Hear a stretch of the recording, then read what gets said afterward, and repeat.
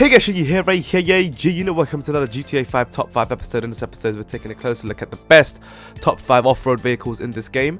Now, as always, if you want to change up the list after watching this episode, let me know in the comments below. If there's any other off-road vehicles that you think deserves to be in this list, that you would replace any other vehicles that you see in this episode, then also let me know in the comments below. If you guys enjoyed this episode, make sure you hit that like button, we'd greatly appreciate it. So let's get right into it without wasting any further time.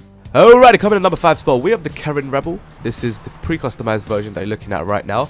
And this has a lot of customizable options and modifications, a lot of appearance changes for the truck bed, which you'll see right now. I'm going to show you all 4 options available. This first one is the tire on the back, just the tire itself. Then you've got another one with the tire as well as the wheel arches, sort of on the sides. And then you've got the one that covers everything with the wheel arches and the tire itself, so everything just gets covered on the back.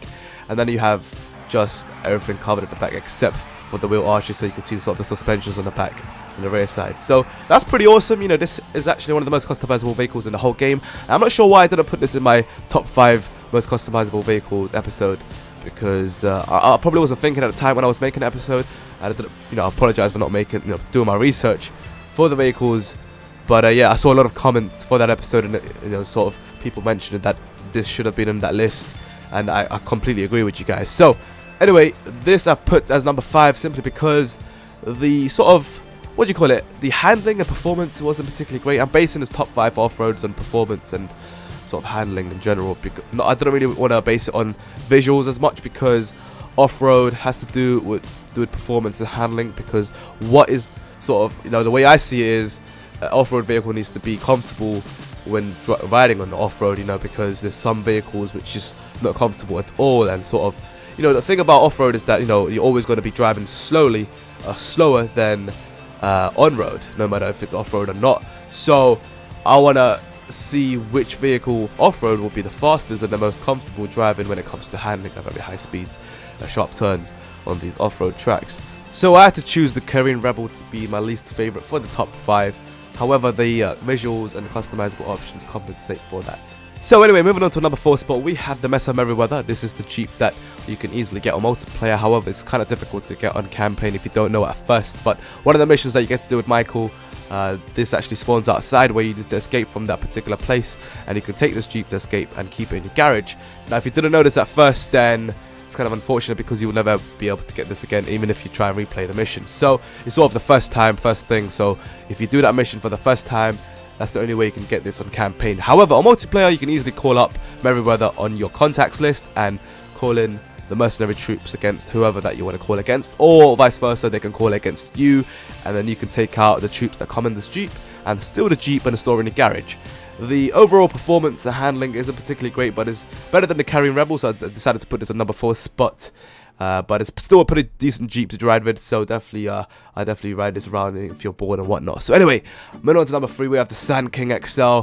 This is one of the biggest trucks in the game. Sort of got that monster truck feel to it. However, obviously it's not a monster truck, but it is absolutely huge. It's got quite a few customizable options given to you, with a lot of changes to the visual, which is pretty awesome as well. This one is great because it's very, very durable. Sort of long police chases, which I made a 20-minute episode about, showcasing specifically this truck. With very intense police chases, I was able to actually escape them with this huge truck. So that was a good accomplishment considering the size and its speed, but it's very, very awesome to drive off-road. So we have, for the second spot, the BF Buggy. This one actually cannot be customized, however deserves the number 2 spot simply because it's one of the fastest and most easiest off-road vehicle to actually handle. The performance is great, and it's very well suited to off-road at sharp turns at very high speeds. You can comfortably do it without spinning off. And overall design is unique in a sense for off-road vehicle, that on the front is slightly smaller compared to the rear, and it's sort of going inwards, a narrow sort of design at the front, which makes it really, really easy to handle certain situations where other off-road vehicles cannot benefit from. So this is one of the sort of fastest off-road vehicles in the game, and it's so easy to handle because of its lightweight design. But one of the downsides to this is that the reason why it's not number 1 is because it's so lightweight that it's really, really vulnerable to getting damaged very easily, and you sort of cannot control it in the air. You can see it's got that sort of unique not unique, but it's such a weird way of going in the air. It's sort of the same every time. The way it spins in the air, you just saw it 3 times there.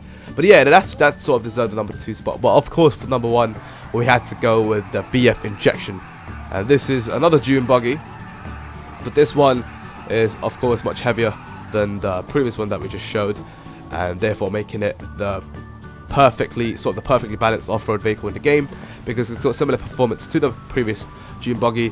With the extra weight added, you can do awesome things with this on the high top mountains, like this awesome jump with perfect landing on the road without spinning off because of its weight. You can do that. Just a little replay here just to show you how beautiful this vehicle is in midair and how that landing was just perfect. But yeah, I absolutely love this vehicle. I think it deserves number 1 spot. Let me know what you think.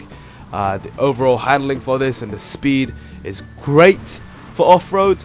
It's so comfortable to ride on, and I'm sure a lot of you will agree with the number 1 spot for this episode. Look at this fail, and you can even get hurt in impacts, very high impacts with the character, and it's one way to actually end up losing the car, or losing this vehicle, sorry. So anyway, what would your top 5 look like? Let me know in the comments below. As always, if you enjoyed this episode, make sure to hit that like button and subscribe for more GTA 5 content.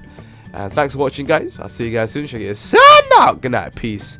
Yeah! Hey guys, Shaggy here, right here, yeah, welcome to the GTA 5 top 5 episode. This one's going to be based on our top 5 best motorbikes in the game. If you guys disagree with this list, then let me know in the comments below how your list would look like, as always. And if you enjoy this episode, hit that like button. I'd greatly appreciate it. It helps my channel